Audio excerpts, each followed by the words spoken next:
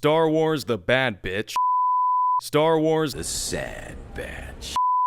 Star Wars The Clone Wars Season 8, 9, and 10, The Defect Squad. It was a sequel retcon all along, just wrapped up its third season, and left fans with a lot of questions for Season 4. Like, how does the... Slight correction, third and final season. Whoops. As the famous saying goes, all things now streaming on Disney Plus must soon become all episodes now streaming on Disney Plus, and much to the dismay of people, I'm sure, The Bad Batch has reached its final chapter and turned its last page, which feels a little strange to me. It's like we just got it and now it's over. If you've watched my video reviewing Season 1 and 2, and let's be honest, you probably didn't watch it, you would know that I gave up watching this show on a week-by-week basis as Season 2 was releasing. Never before has there been a Star Wars show that I didn't watch as it was airing, but I just really didn't care enough to tune in every Wednesday. Normally I would use this as a segue into discussion about how the show is boring or bad and made me lose interest, but I don't even care enough to do that. I don't think that's a very good faith critique. It's a me problem. I just had more important things to do. As I did with Season 2, I waited until the last minute to binge all of Season 3, except this time I went back even further and rewatched the first arc of the Clone Wars Season 7, followed by a complete rewatch of The Bad Batch Season 1 and 2. Before I could allow myself to see how the story of The Bad Batch would be finished, I thought it was only right that I go back and see how it started.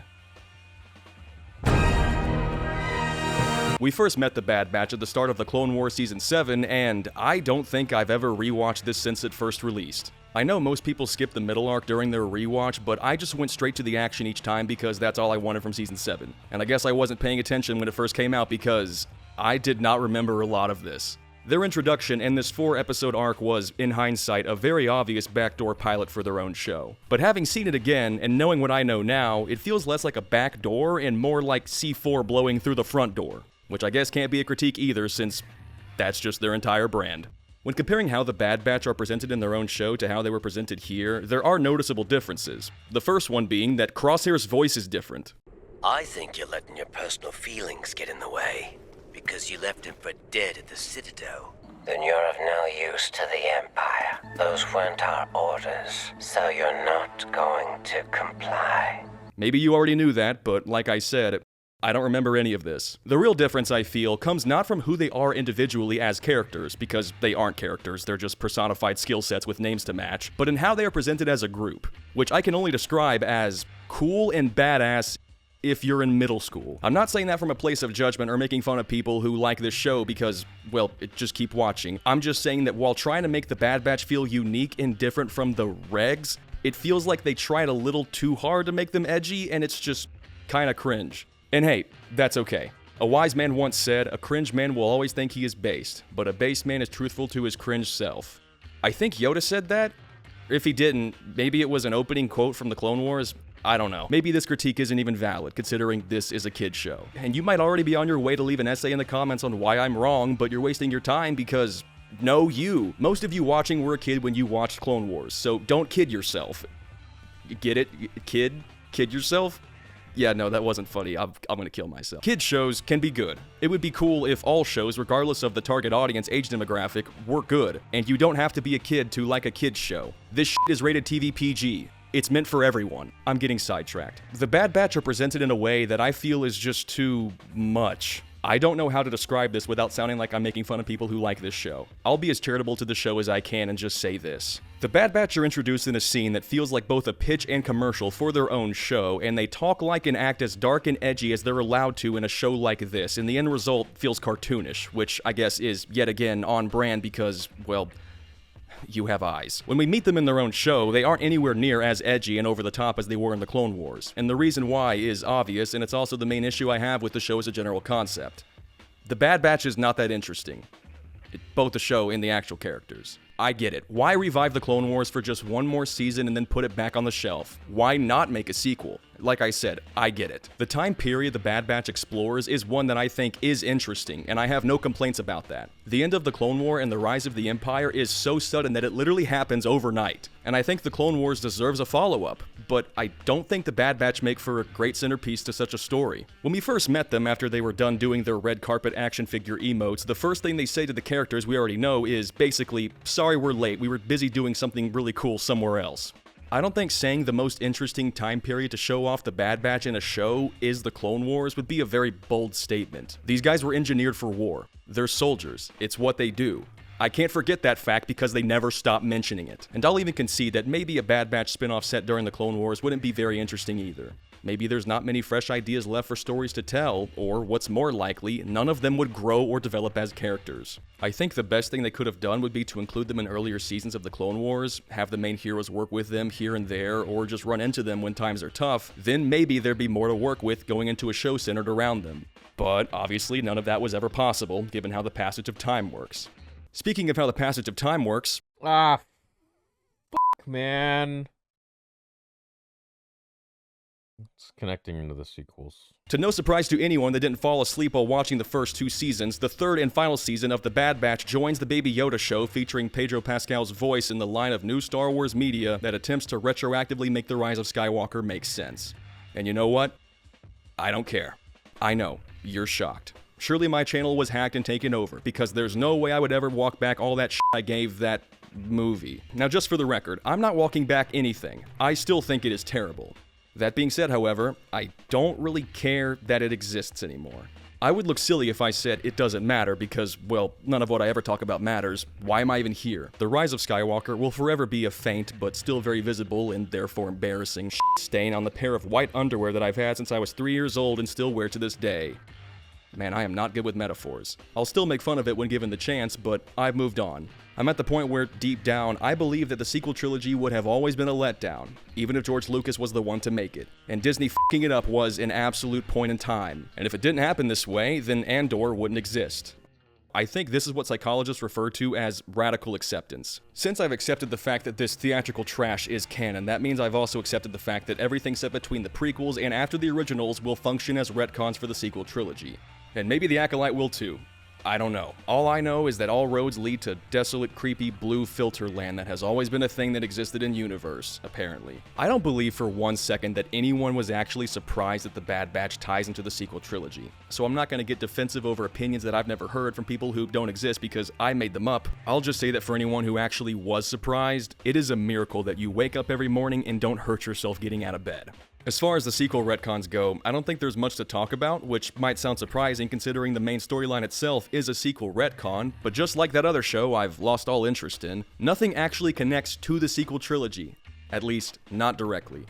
This might just be an issue with my personal expectations, but ever since Dr. Pershing came on screen brandishing a shoulder patch with a Kaminoan emblem on it, I kind of expected all these new shows to introduce, show, and explain things that connect to the sequels in a way so explicit that it would no longer be considered an ad hominem to call anyone that thinks Doomcock and Mike Zero are credible sources a fucking idiot.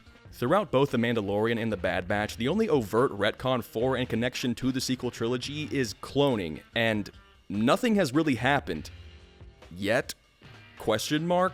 Introducing a new Star Wars show. The main character travels with and protects a child from the bad guys trying to kidnap them, because the child is really important to the main bad guy. Turns out it's for a science fair project, and the child is really important because of something in their blood. The main bad guy confirms this, and sometime later we learn that he's a part of Project Necromancer. No wait, sorry. These two are unrelated. Some other people are working on that. The main bad guy has nothing to do with it. Instead, he's making clones of himself that can use the Force. Sorry, again, my notes are all wrong, Jesus Christ. He was making clones of himself that could use the Force. I don't know if he was finished making them or not, but either way, it's still past tense because they got blown up and he's dead. Introducing a new Star Wars show. The main characters travel with and protect a child from the bad guys trying to kidnap them, because the child is a living genetic makeup insurance policy and therefore important to the Kaminoans. But one of them has a personal attachment to the child and knows the real reason that they're so special. So they also send bad guys after the child to undermine the other bad guys going after the child. And the group of real bad guys want to use the Kaminoans' cloning technology for reasons of personal interest to the Emperor. And now there's a new bad guy, and he's the main bad guy, and he needs to do some science experiments for the Emperor, but he can't do them without the help of the alien giraffe lady that has a bond with the child. So the main bad guy goes after and kidnaps the child, and the alien giraffe lady agrees to break bad and do some science stuff. And it turns out this isn't just any science experiment. This is Project Necromancer. but they're not making great progress. And the missing piece of the puzzle is the child's blood, but the alien giraffe lady is secretly sabotaging the process so the main bad guy won't find out about the child's true importance, which only works for as long as the plot allows it to, and the main bad guy finds out the Krabby Patty secret formula. So he sends a lot of bad guys after the child, and it works. So the main characters go to rescue the child, and the alien giraffe lady blows up the meth lab, and herself along with it. And the main bad guy gets shot a bunch of times and falls to his death, and the entire thing is just gone. The facility is decommissioned and all funding for Project Necromancer is transferred to help build something else that will also get blown up in a couple years. Up until this point, I believed that these shows would not do a very great job at fleshing out the sequels. But I realize now that this belief is flawed because it was predicated on the idea that these shows are even attempting to flesh out the sequels. And I don't think that's what's happening here. None of this is fleshing out the events that happened off-screen to allow for Palpatine to come back to life. This just exists to say that that stuff was always in the works. In the series finale, the lab is completely destroyed, along with the progress Dr. Hemlock and co. had made thus far, and there are just no immediate consequences. This show established that proprietary Kaminoan technology and the knowledge they possessed were key to Project Necromancer, and now it's gone. None of it was salvaged. Project Palpatine 2, Electric Shock That Blows You Up 2, is just thrown away and is stuck in limbo until General Hux's dad starts working on it again in like 20-something years. Or at least until new media establishes otherwise. Extracting the blood of children is pivotal to these shows because for the most part it drives the plot forward, and whether you like it or not, it is something a series finale has to tie up. But in The Bad Batch, it's not tied up, and it's not even really resolved. It's just dealt with, for now. I don't see this as a selfless act of heroism by Nala Se. She didn't sacrifice herself to save the day or for the greater good. She just Hector Salamanca's the room because the story group wants to show us that Palpatine's return was always planned in universe. But the Kaminoans weren't the ones who made that happen. It was the Sith sex cult on Exegol that did. So instead of wrapping things up, it's just dumped in the trash and set on fire and blown up. They want you to know that this was always Palpatine's plan. But you already know that these walking weather balloons aren't the reason that his plan ultimately succeeded. So instead of answering how they played a role in its eventual success, we are just shown that they were responsible for an early phase of attempting to make a breakthrough on the science behind cloning Force sensitives, and that they were responsible for blowing all of it up. They took 3 seasons to do this. This is emblematic of what is at the core of this show. Nothing. Like I said before, this show is set in a very interesting time period, and it's one that I agree did deserve a show to explore. There is so much potential for great storytelling here, and The Bad Batch does come close to reaching that potential on more than one occasion, but the rest of the time, it's just kind of underwhelming. Most episodes are filler, which on its own doesn't make the show underwhelming. The problem, however, is that nothing is done with the filler. You could argue that those are the episodes where we get to spend more time with the characters and where they're fleshed out more, but I would argue that they don't, and you're wrong. I might be walking back some things I said in my last review, but I don't know for sure because I didn't rewatch it. But most episodes don't allow anyone to grow and develop as characters. They're just present on screen, so you're forced to spend time with them, and as a result, you may have grown attached to these guys and started to care about them. I know I did, but like many of you keep reminding me, I'm a shill. Not a single one of the Bad Batch truly grows or develops, and yeah, that's partly because there are only 3 seasons, but that's not the only reason. It's mainly because there's no real character writing here. Hunter is the most one-note character out of the entire group, and that is saying something. Even though being one-note doesn't automatically mean the character is written poorly, I can't say that's the case for someone who leads the Bad Batch, both the group and the show, because he's the main character. Wrecker is Wrecker. His personality just doesn't change, and that assumes that you agree that wanting to blow stuff up and being a big silly guy is a personality. Tech is still dead. I'm shocked. Well done, Dave. Echo is still useless. Sometimes he's here, and sometimes he's not here. Every time Echo is absent, I'm just thinking about how, wherever he is, whatever he's doing, I'm sure it's a lot more interesting than whatever the fuck is happening here. Like I said, the Bad Batch just don't change, and they're not real characters, and Sorry, hold on. Crosshair is back. I realized early on during my rewatch that I did not remember why Crosshair turned against the group. I just couldn't recall what exactly made Crosshair join the Empire and hunt down his former squad. And with this being the final season, I just wanted to know, why was this guy evil? Does it matter? Nope. It's who he is.